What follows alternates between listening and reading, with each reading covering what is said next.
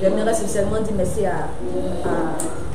au Synapsi qui, dès que je les appelais, j'appelais le SG Plateau pour lui demander de s'associer à cette lutte pour les communautés. Il n'a pas hésité.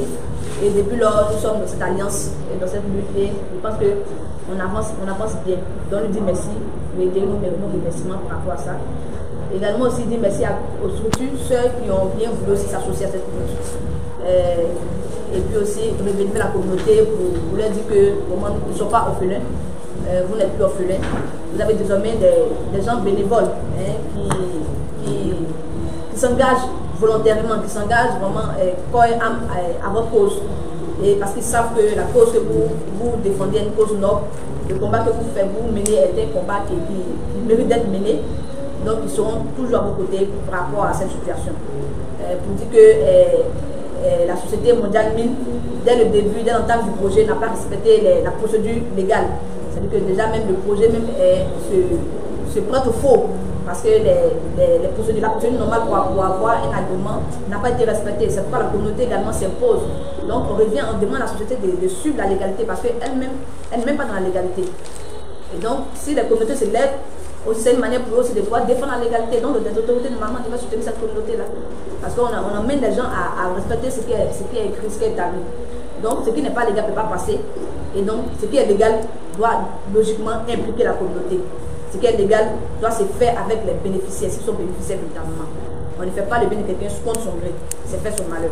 Donc, d'abord, on ne veut pas de ce projet, et je pense que ce projet ne doit pas être réalisé. Et j'appelle aux autorités pour qu'ils puissent vraiment se pencher sur le cas de Yahoo Koukouna Ibeh, qui n'est qu'un simple acteur qui a bien voulu vraiment apporter un soutien à sa communauté, à ses parents, qui a juste simplement défendu la cause de ses parents. Et il ne mérite pas d'être en prison, il ne mérite pas ce qu'il a subi. Donc, il faut libérer immédiatement Yahoo Koukouna Ibeh. Il faut également le prendre en charge médicalement parce qu'il a subi des coups. Et je pense qu'il faut que Kamel ait une prise en charge par rapport à ce niveau-là. Et donc, on va y revenir. Mais d'abord, nous demandons sa libération. Ensuite, on pourra s'attaquer à la Société mondiale mine. Et je pense que c'est là que se trouve le plus gros combat. Parce qu'au-delà du Nord-Cassicro, c'est plusieurs autres communautés qui seront victimes. C'est-à-dire que ce combat du Nord-Cassicro passe, c'est sûr que ça ne passera plus dans d'autres villages. Si vous arrivez à relever ce défi, à stopper ce projet, c'est sûr qu'il y aura d'autres villages qui vont copier sur vous. Parce que les gens se disent non, on ne peut pas aller contre l'État. C'est l'État qui vient, donc on ne peut pas se poser. Mais donc, parce qu'on dit non, l'État c'est nous. L'État c'est eux. C'est nous tous qui faisons l'État. Donc si ce projet doit avoir lieu, c'est que nous on donne notre consentement. Et si parce qu'on s'oppose que ce projet est annulé, je suis sûr que dans plusieurs autres villages qui sont enclins de subir ce projet-là, ils vont aussi se lever comme un seul homme et ils vont aussi suivre votre démarche.